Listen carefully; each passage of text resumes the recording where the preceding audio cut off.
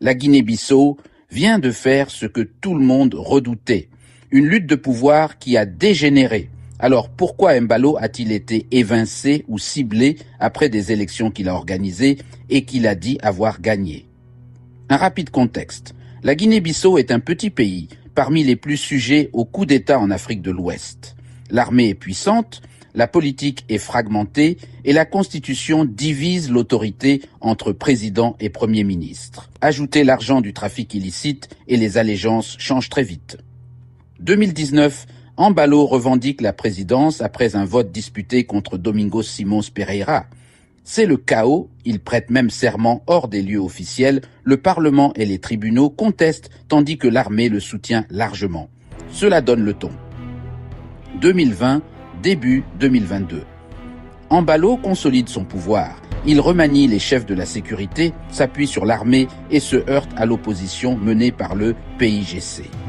Février 2022, attaque violente contre le siège du gouvernement. Il parle de tentative de coup d'État, puis dissout le Parlement et pousse à de nouvelles élections.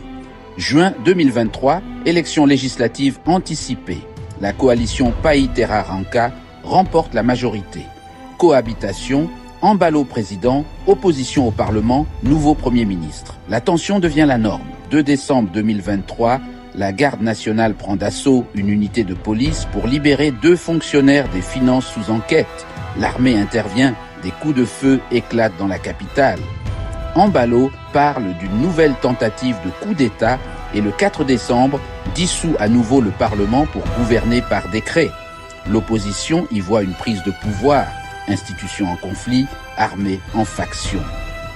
Tout au long de 2024, remaniement constant, arrestation, purge au sein des services de sécurité.